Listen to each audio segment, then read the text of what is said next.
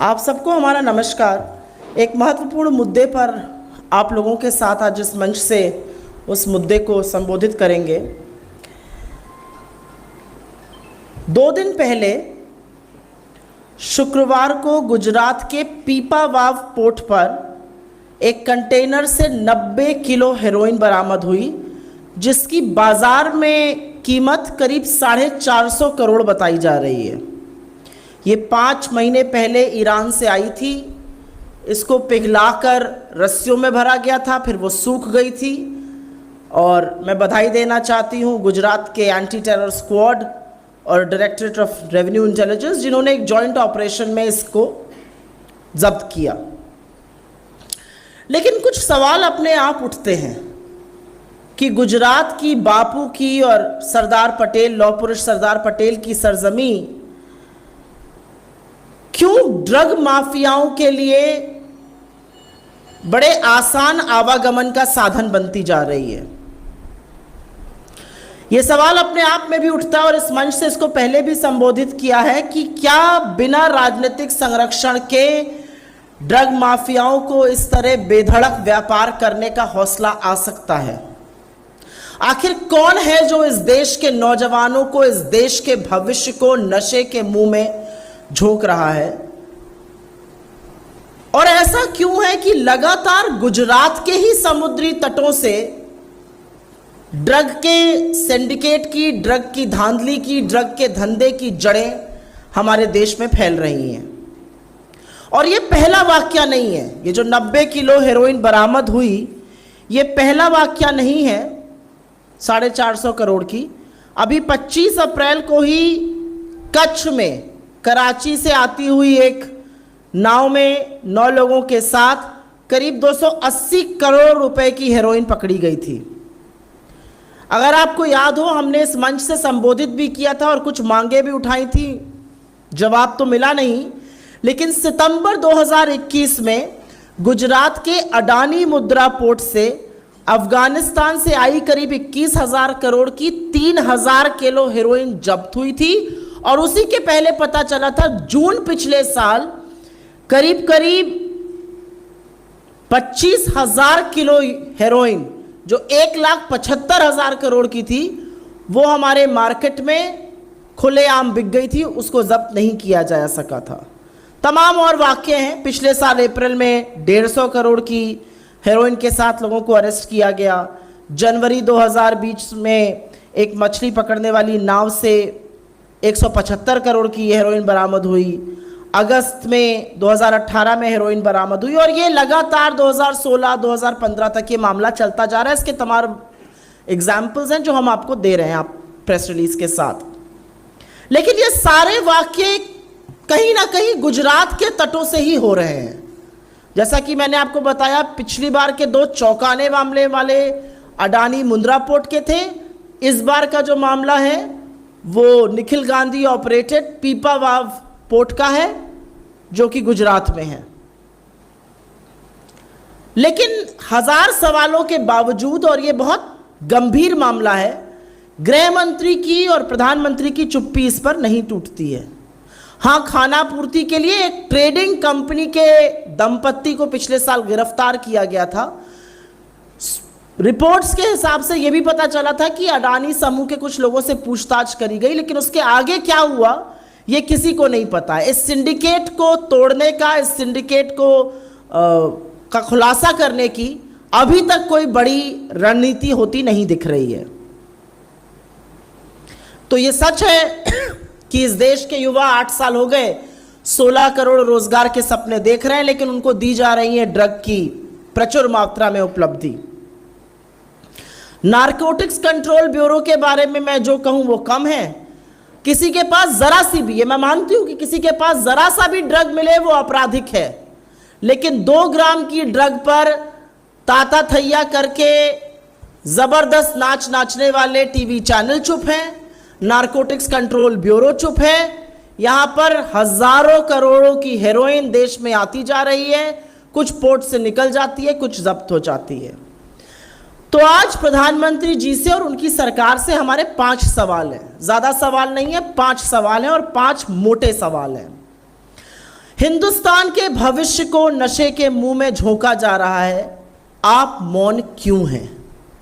आप 140 करोड़ भारतीयों के प्रधानमंत्री हैं, ये आप भूल जाते हैं। आप सिर्फ भाजपा के प्रधानमंत्री अपने आप को मानते हैं, लेकिन आप मौन क्यों हैं? आप चुप्पी कब तोड़िएगा? ये पहला सवाल है। हमारा दूसरा सवाल है कि क्या इतनी बड़ी मात्रा में ड्रग्स का देश में आना, और जिस भी तरह से आ रहा है, ये बिना राजनीतिक संरक्षण के हो सकता है?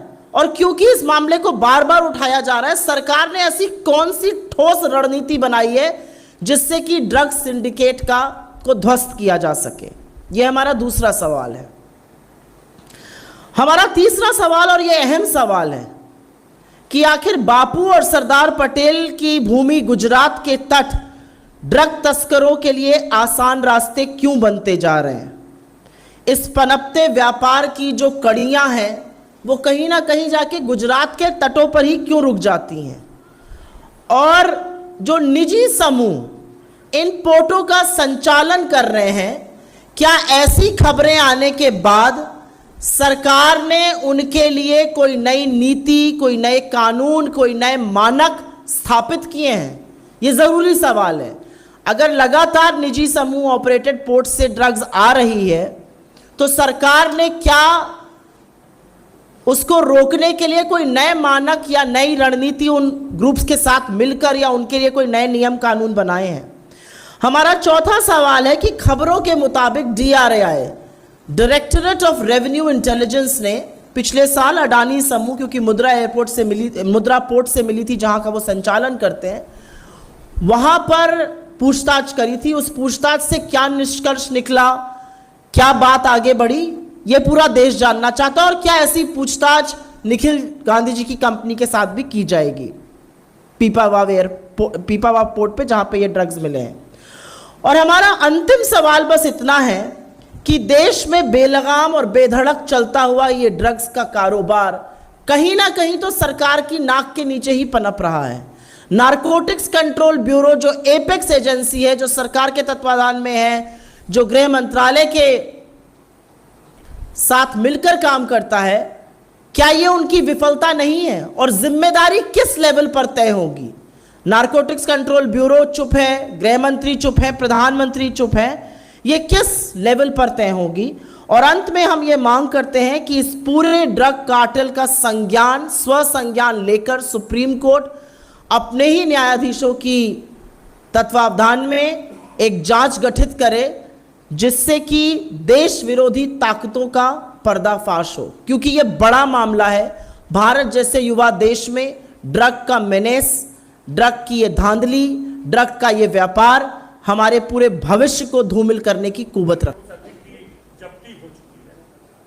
आपका सवाल अच्छा है, और जब्ती ही हुई है। ये 25,000 करोड़ की जब्ती हुई है। इसमें से काफी हेरोइन बेधड़क देश के युवाओं तक पहुंच भी चुकी है। चलिए, एनसीबी के चीफ ने ये बोला, तो मैं जानना चाहती हूं उनसे कि वो क्या कर रहे हैं इस मेनेस को रोकने के लिए। आपने एक जगह का नाम लिया, शाहीन बाग का, कहीं पर भी ड्रग मिले उसको रोकने का काम करना ही एनसीबी का काम है, उसको ध्वस्त करना ही एनसीबी का काम है। अगर 2 ग्राम ड्रग भी किसी व्यक्ति के पास मिलती है, वो अपराधी है, उसको कानूनी कार्रवाई उसके खिलाफ होनी चाहिए।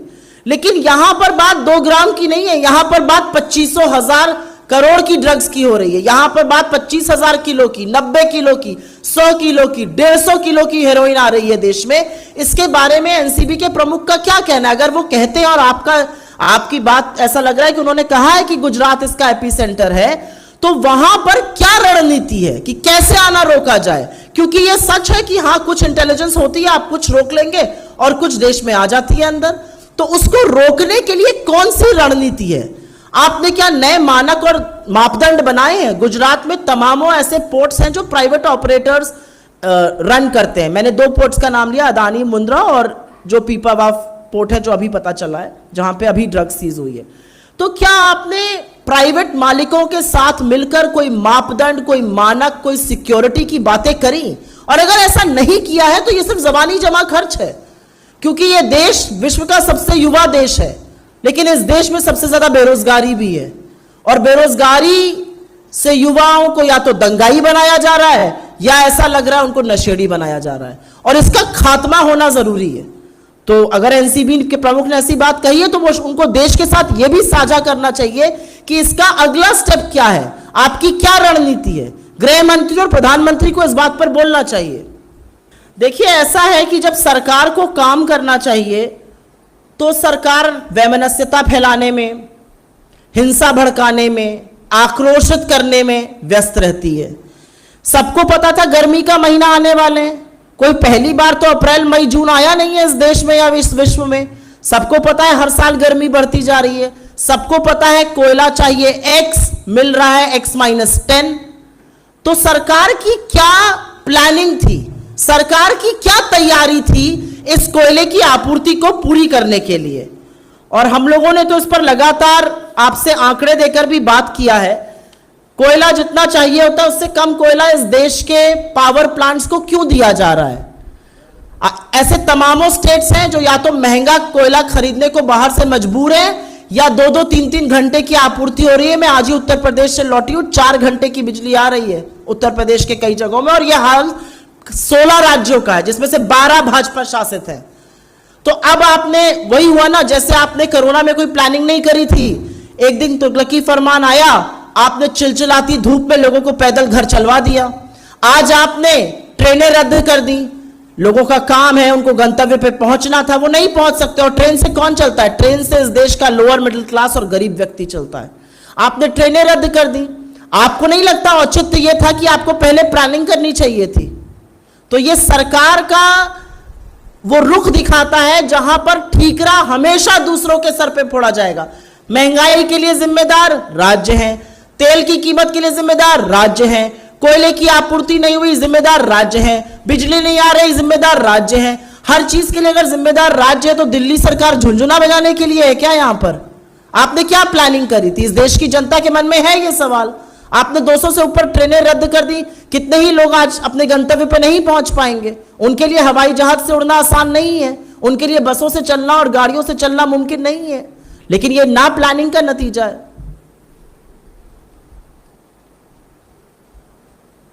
और कोई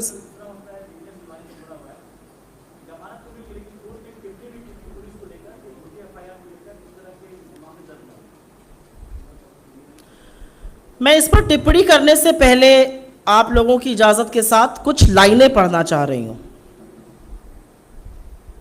ये लाइनें मेरी नहीं है, ये बारपेटा के डिस्ट्रिक्ट एंड सेशंस जज जस्टिस अपरेश चक्रवर्ती जी की हैं, और मैं कोट करके इनको पढ़ रही हूं। और ये तल्ख टिप्पणी उन्होंने असम की पुलिस के लिए करी है। Converting a hard and democracy into a police state is simply unthinkable, and if the Assam police is thinking about the same is perverse thinking. I shall repeat it for the benefit of everybody.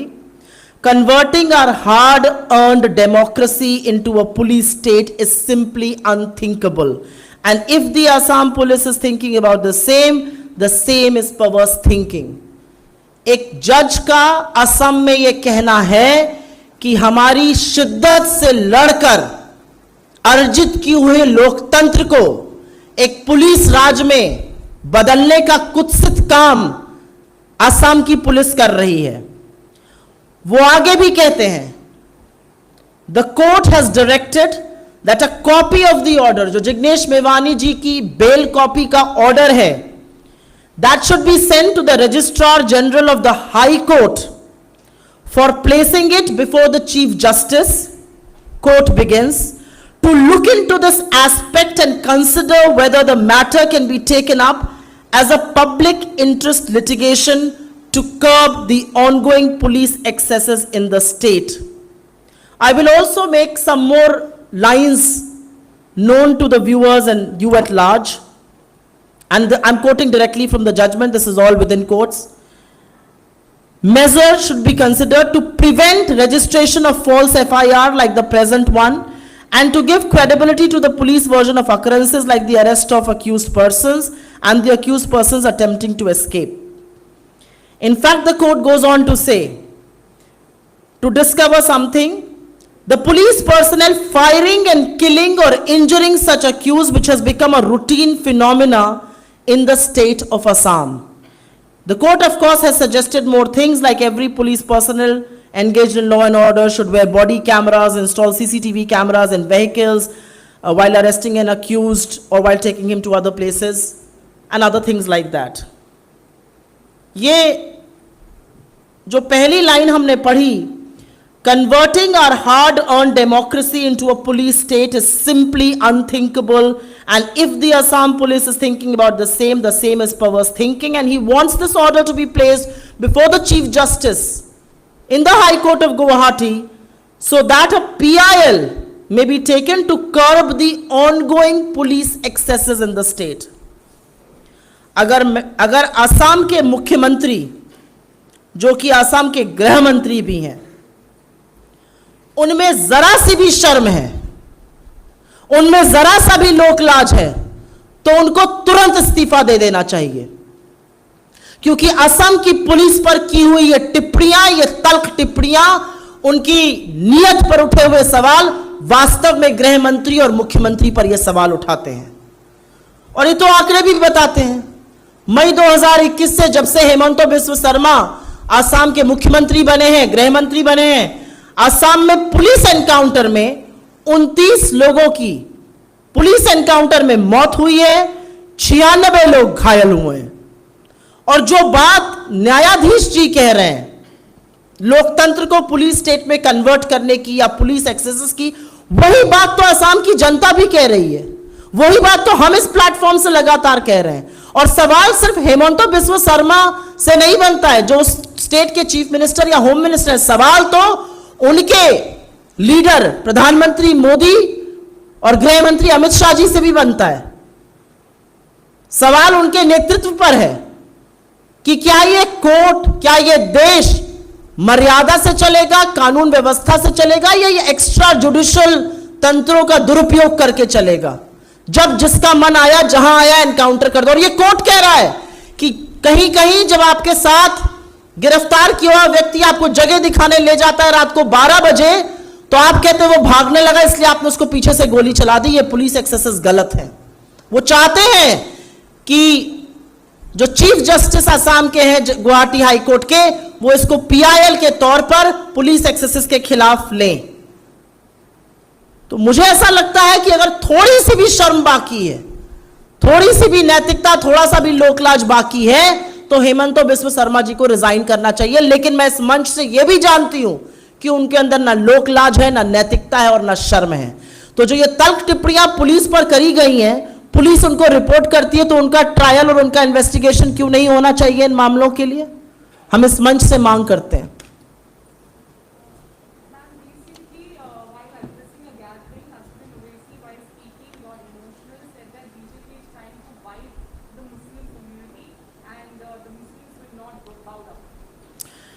You know, there is BJP and then they have multiple team Bs.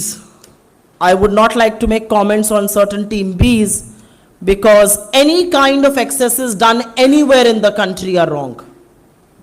And all of these people do nothing to bring peace and harmony to our country.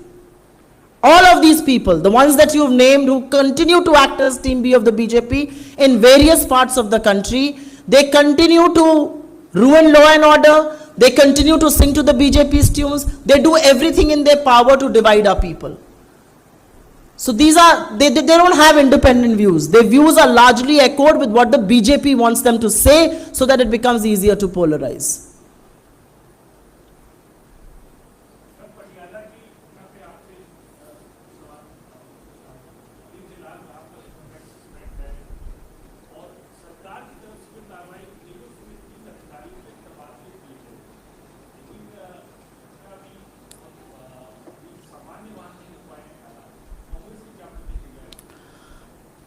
मुझे शायद थोड़े दुख से कहना पड़ेगा कि यही तो बताया था, इसी के लिए तो आगाह किया था, यही तो हम कहते थे कि पंजाब जैसी बॉर्डर स्टेट जो सेंसिटिव स्टेट है, उसी के लिए आगाह हमने लोगों को किया था।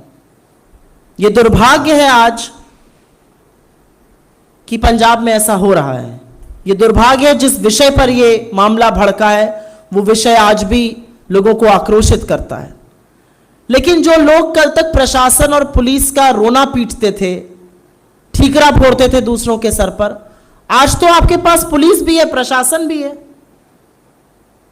आज आप क्या कर रहे हैं? क्यों आपका पुलिस और प्रशासन फेल हो गया?